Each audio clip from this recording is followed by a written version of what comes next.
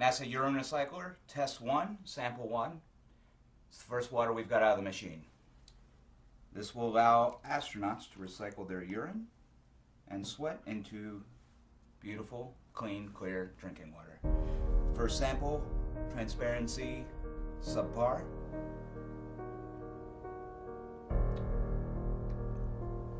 Ugh. Oh, that's just piss. That's just straight up piss. A group of social criminals, these people in the space program. Nassholes, I call them. You're the one who said you walked on the moon when you didn't. Calling the kettle black, if I ever thought of it. Saying I misrepresented myself. Away from me. You're a coward and a liar and a thief.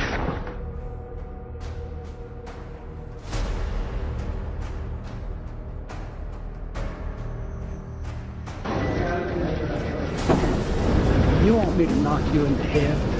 Well, I want you to swear to God on the Bible that you walked on the moon. Okay. If you walked on the moon, we're given the opportunity to swear to God that you walked on the moon. I'm going to give you the opportunity to get the hell knocked out of you if you don't leave me alone. So why don't you just put the end to the record in the argument, then put your hand on the Bible, swear to God you walked on the moon. Mr. Sabro, knowing you, that's probably a fake Bible. Well, you're talking to the wrong guy. Why don't you talk to the administrator in NASA? We're passengers. We're guys going on a flight. Of course. I don't hit people, but you're going to be on the deck unless you get I'm heading out. I appreciate it. And get the hell out of my house. Well, I Take your stuff and get the fuck out. Why don't you quote me and say it's bullshit? When the shadows in her uncle, I don't give a damn about all that shit. This is bullshit. of lunar orbit being falsified. Being falsified? Correct. We've got an unedited tape from a source at the Johnson Space Center. Totally nonsense.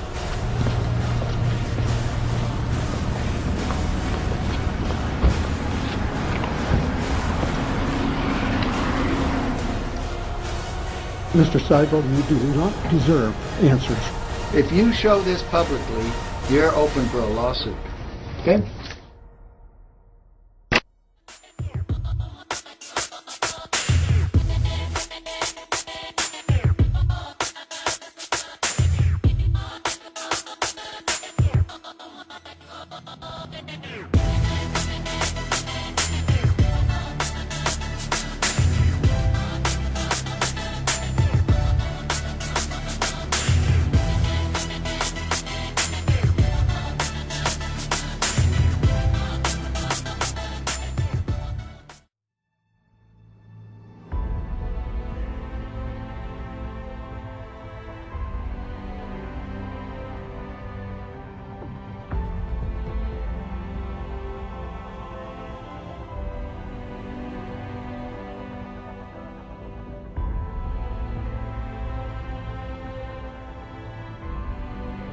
You search images of Earth from space, you're gonna see that image.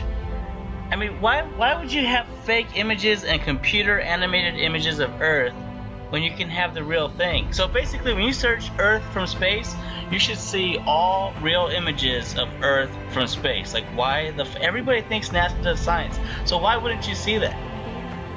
No, you get this. Ribbons of imagery. Why would you need to do that? Yeah, because there's supposed to be satellites past low Earth orbit. Why can't you just take a fucking picture?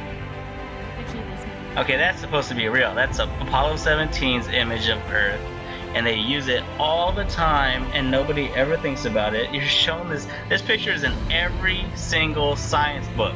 See that cyclical cloud formation? This picture is so distinctive. They use it on the covers of magazines.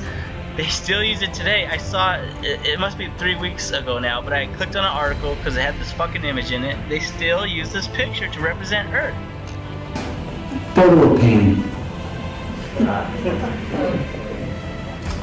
Photo painting.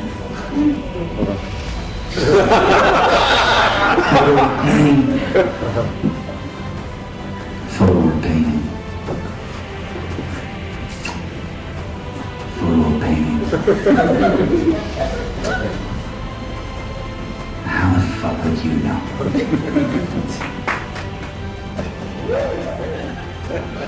That's an official photo from NASA. But plus, how many people think that's a photo? despite what some people think this is bullshit. Oh, this is Pupa Pipea. This is a distant planet of Venus. As you can see here, you can see all the crater textures on my shirt.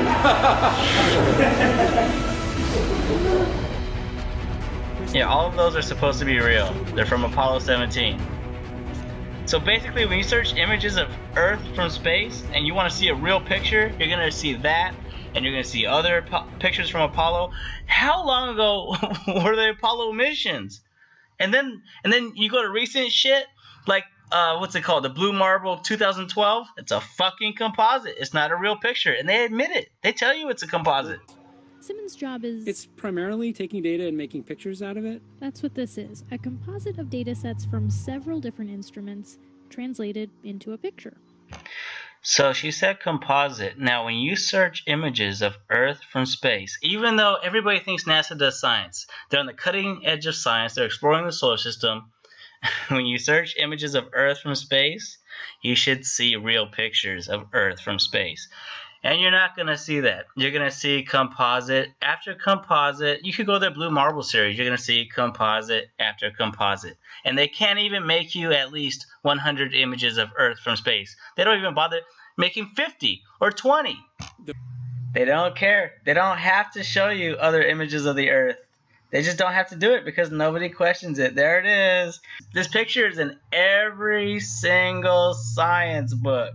It is fake as fuck. And they keep using it because it is supposed to be real. Unlike their composites, which they don't use very often, they use this one. In between each orbit. So some of those are painted on. It is photoshopped, but it's has to be. That. Yeah, of course it has to be. Sort of simulate the atmosphere. Man, fuck you. There are no pictures of Earth from space. And this shows you that those GPS satellites do not exist. Because if those satellites existed, there would be pictures of the Earth from space. They would have the ability to do that.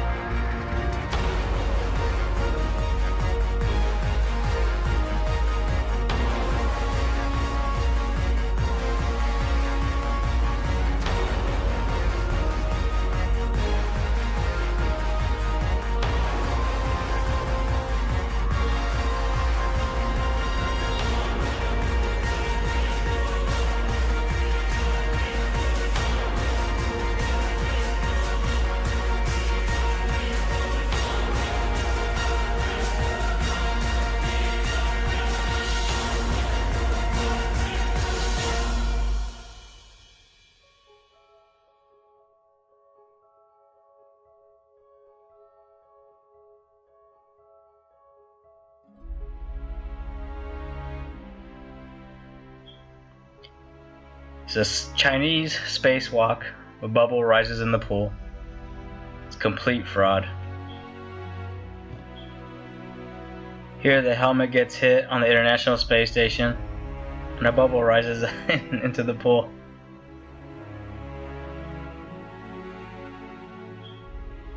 This spacewalk from NASA isn't even a month old yet. And here's a bubble taking an odd trajectory because it's in a water pool. It even curves because the water is it's not motionless, it's moving.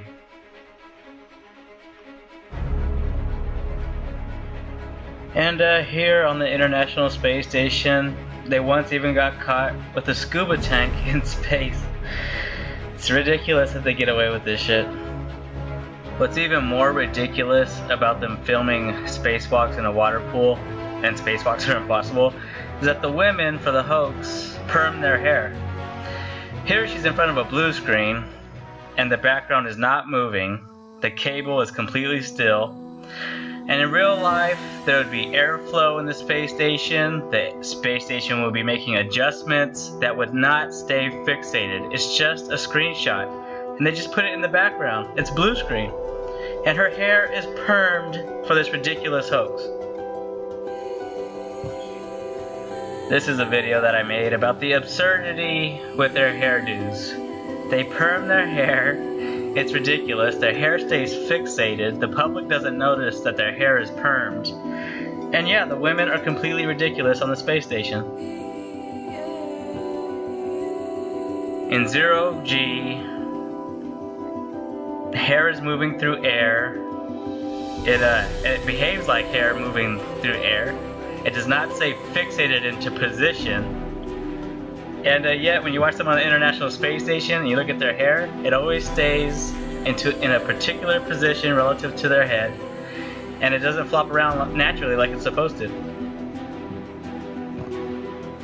And here is Perm Lady Head. I mean, look at her.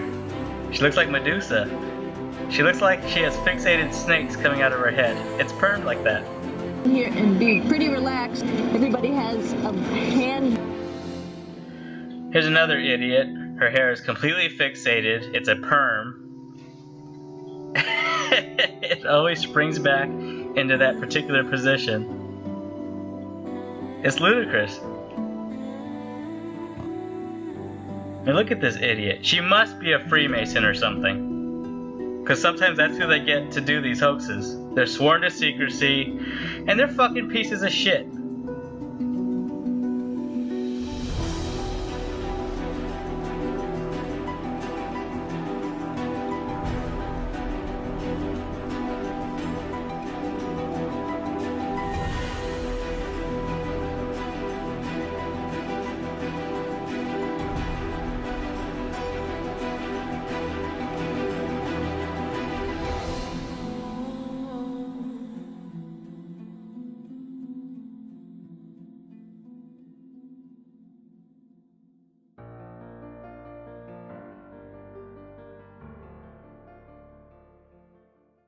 He was a national hero and was likely to be the first man to walk on the moon. But Grissom was also an outspoken critic of the space program and was quoted as saying, "Someone's going to get killed." Unfortunately, Grissom's worst fears were soon realized. On January 27, 1967, 2 years before the first moon landing, Grissom and his crew boarded the Apollo 1 capsule for a full-scale simulation. The problems began almost immediately. First, the capsule's communication systems failed. You copy? No, I didn't read your Chuck at all. I can't read your Chuck. You want to try the phone? How do you get the moon? We got caught between 3 buildings. I can't hear a thing you're saying. Suddenly, the capsule burst into flames with the astronauts sealed inside.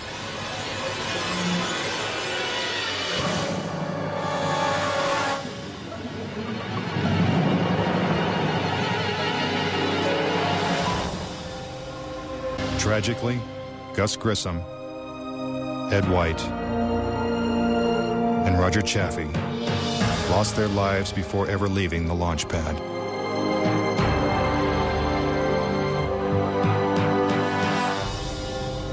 Gus Grissom's family believes the Apollo 1 fire was no accident. I think it was intentionally sabotaged by someone. It's been a question in my mind, what was found in the accident investigation and how was that handled? Was the CIA involved, or whoever? But it was done intentionally. Grissom's family doesn't know who was responsible for his death or why it happened. But they say NASA knows the truth. Gus gave his life for this program, and I feel like that it is up to NASA to come forward and give us a direct answer to what really happened. Were Gus Grissom and the Apollo 1 astronauts victims of a tragic accident? Or were they intentionally silenced because they knew too much? We may never know. The cause of the fire is still a mystery, and the capsule remains locked away at a military base. But Grissom wasn't the only Apollo critic to meet with a suspicious and untimely death. Thomas Ronald Barron was a safety inspector during Apollo 1's construction. After the fire, Barron testified before Congress that the Apollo program was in such disarray that the United States would never make it to the moon. He claimed his opinions made him a target. Has there been any pressure on you by NASA? Nothing. We were, my wife and I were somewhat harassed at home when this first thing broke some time back, but it's gone away now. As part of his testimony, Barron submitted a 500-page report detailing his findings. There was a real fear that the program could be stopped dead in its tracks. Then exactly 1 week after he testified, Barron's car was struck by a train. Barron, his wife, and stepdaughter were killed instantly. I believe that Thomas Ronald Barron was murdered because he had the truth to tell about the Apollo project. Barron's report mysteriously disappeared, and to this day, it has never been found. Between 1964 and 1967, a total of 10 astronauts lost their lives in freak accidents. These deaths accounted for an astonishing 15% of NASA's astronaut corps. To keep something that's alive wrapped up and covered over, you've got to eliminate all the people that can talk about it. We now realize that perhaps the reason Neil Armstrong has never given an on-camera interview is because he doesn't want to lie anymore. What threats may have been made upon such honorable men or their families to possess their reluctant cooperation and later ill feelings towards perpetuating this still darkened hour in American history? NASA's highest-ranking official, James Webb, resigned without explanation just days before the first Apollo mission. Why, when he was on the threshold of achieving the greatest accomplishment of his career? All 3 Apollo 11 astronauts also resigned shortly after their return. On the 25th anniversary of the event in 1994, Neil Armstrong made a rare public appearance and held back tears as he spoke these brief cryptic remarks before the next generation of taxpayers as they toured the White House. Today we have with us a group of students among America's best. To you, we say, we have only completed a beginning. We leave you much that is undone. There are great ideas undiscovered, breakthroughs available to those who can remove one of truth's protective layers. It is clear from these rarely seen color television pictures that the crew of Apollo 11 brought a high-resolution color video camera with them on their mission. Yet the only pictures broadcast live from the moon's surface were these from a low-definition black and white camera. In fact, the networks complained because in addition to this, they were forced to shoot the images, second generation, off of a projection TV of the technology of 30 years ago, and were not even allowed to take a direct feed, which further degraded the quality and clarity of the images. From an analytical standpoint, photographic anomalies have to be sought out with an understanding of lighting and shadows. The most straightforward is simple. When objects are lit solely by the sun, as all the scenes on the moon were said to be, after all, lighting equipment was not only impractical, it was unnecessary in bright sunlight, then all shadows, regardless of the landscape, will run parallel with one another and never intersect, as shown by this example. In these seldom seen photographs, obtained from a rarely used auxiliary NASA archival site, it is clear that these scenes were lit with artificial light. These shadows, which are cast at different angles, are evidence that a second light source is being used. In addition, the sun would not cause an isolated hotspot like this, only an artificial light would. Again, intersecting shadows and another hotspot. And again. And again. In this magnification of an Apollo photograph, a rock, very likely a papier-mâché prop because of the crease here, is categorized with the letter C. In later releases of the same picture, the letter is gone, probably airbrushed out. On the moon, the astronauts' only source of light was the sun. They had no extra lighting, no flashes or things like that. Yet in this photograph from Apollo 14, the shadows are cast in different directions, suggesting multiple light sources. The shadows cast by the rocks in the foreground should have been east-west, like the LEM shadow. And in this photo from Apollo 17, again the shadows are pointing in different directions. Outside in sunlight, shadows always run parallel with one another, so the shadows will never intersect. Conspiracy theorists say it's not just the shadows that indicate the use of additional lights, but what has been photographed in the shadows. For example, here's an astronaut who descends into a huge shadow cast by the lunar module. Yet his entire body is still visible. How is it that he is not shrouded in darkness? Here's the same maneuver from another Apollo mission. Again, the astronaut is brightly lit in what is obviously dark shadow. And in this picture, the sun is directly behind the astronaut.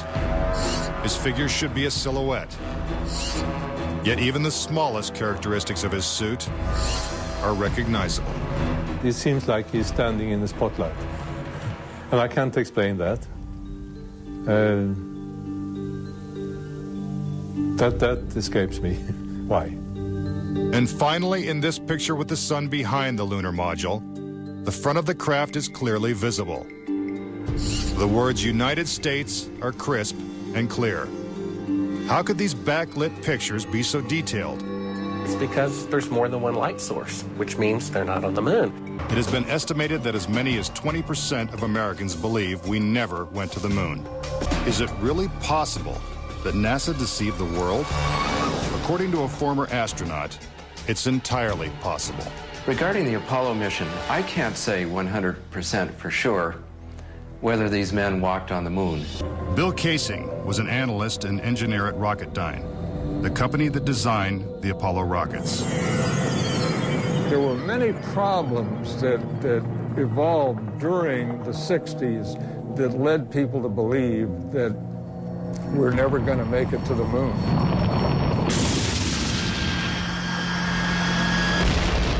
Casing observed that despite the clarity of deep space, the stars were missing from the black lunar sky. He saw the American flag waving, even though there is no air on the moon. And he discovered that there was no blast crater beneath the lunar lander, where its powerful rocket engine had fired.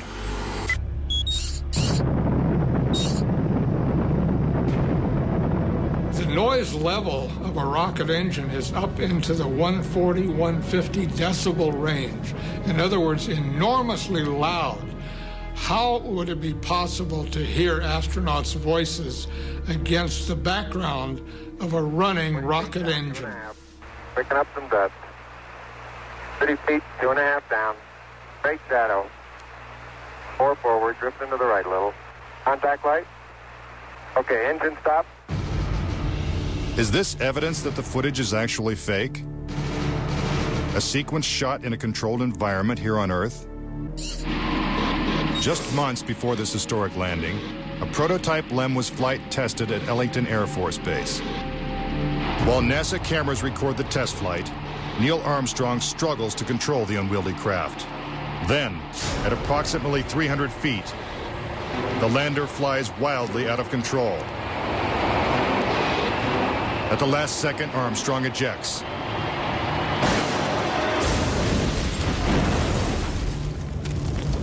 And floats to safety.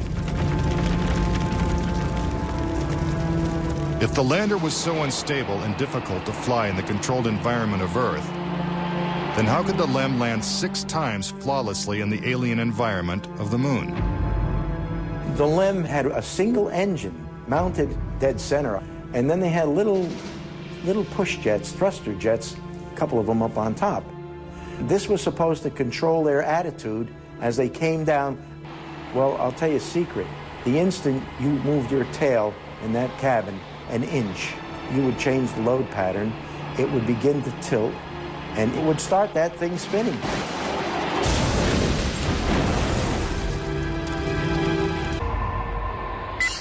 The fact that there's no blast crater under the LEM is one of the most conclusive pieces of evidence that I find supporting the hoax. In fact, no sign of a blast crater is visible for any of the 6 lunar landings. Yet NASA's own scientific illustrations clearly depict a blast crater. Then there's one other point. If they had truly landed on the moon, this dust would have then descended on the lunar lander, on the foot pads, and we find not a trace of dust on the foot pads. In the footage of the ascent stage going up, what you don't see is an exhaust plume coming out of the rocket engine nozzle. What a ride, what a ride. But what do we see? We see the ascent stage suddenly pop up without any exhaust plume whatsoever, as though it were jerked up by a cable. It's absolutely unreal. Although it appears that the astronauts are moving in the moon's gravity, which is 1/6 that of the Earth, Percy notes that when the speed of the film is doubled, the astronauts appear to be running as if in Earth's gravity.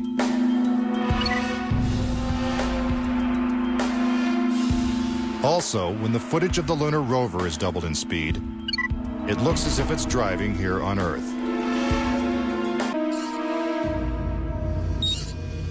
If there is no air or wind on the moon, why is this American flag waving?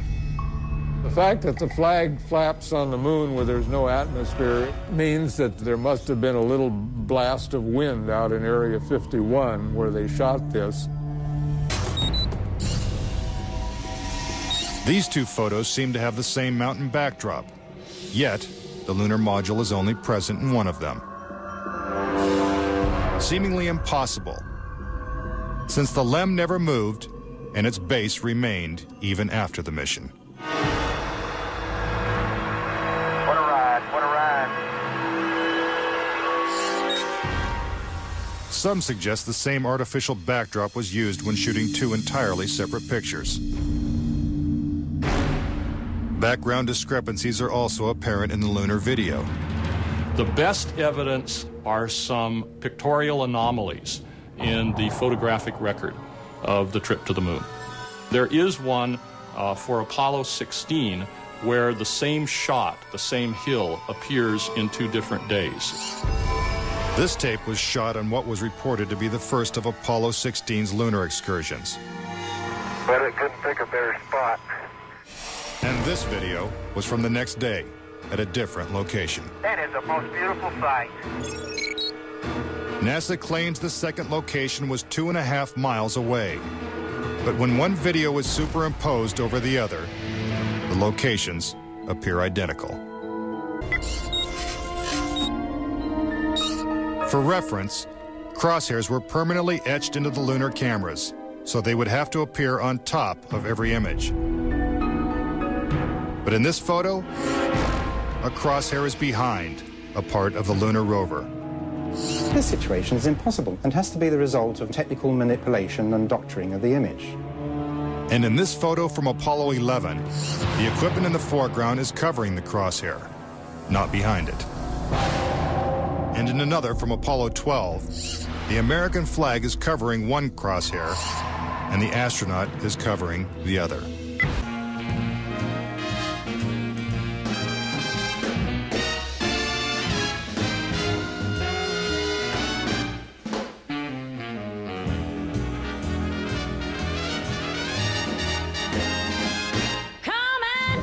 Trip in my rocket ship. We'll have a lovely afternoon. Kiss the world goodbye, and away we'll fly. Destination moon. We'll travel fast as a light till we're out of sight. The earth will be like a toy balloon. What a thrill you'll get riding on my jet. A destination moon. We'll go up, up, up, up. Straight to the moon we two. High in the starry blue. I'll be out of this world with you. So away we'll steal in my space mobile. A supersonic, a honeymoon. Leave your cares below. Pull the switch, let's go. A destination moon.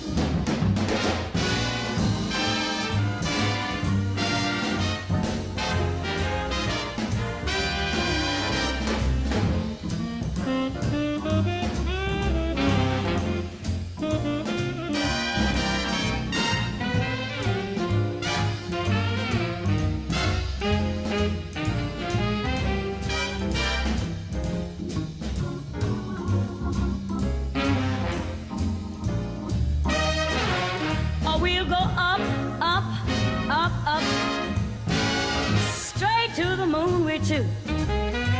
We'll be high in the starry blue. I'll be out of this world with you. So away we'll steal in my jetmobile. A supersonic, a honeymoon. Leave your cares below. Pull that switch, let's go. Destination. We're flying high up in the sky. Destination moon.